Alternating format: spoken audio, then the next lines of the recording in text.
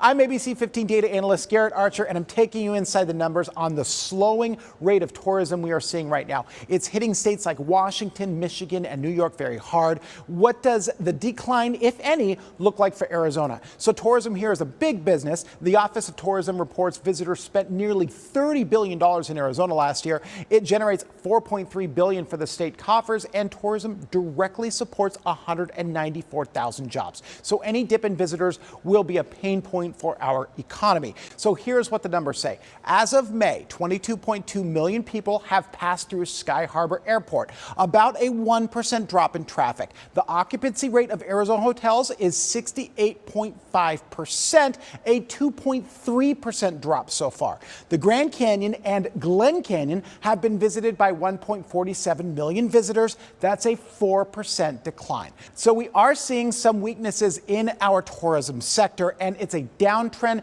at least a year in the making. Domestic travel was up annually 14% last May. Today, it's down 4%. International travelers, who tend to spend more money than domestic visitors, a massive 26% increase last May, now down 4%, a 30-point swing in the span of a year. And much like other states, a lot of the drop-off in international passengers is coming from Canada. British Airways passenger traffic is up over 2% from last year. Air Canada down almost 10%. A quick note, there is no way to distinguish tourists coming into Arizona from residents or business travelers, but these numbers, along with a drop in the occupancy rate and park visitations, are what suggests a slowdown. That tourism slowdown also showing up in the jobs numbers. Accommodation and food service jobs were growing by 3% last May. Since January, annual growth for this tourism-heavy job category has been under 1%. So in summary, Arizona is taking a tourism hit this year,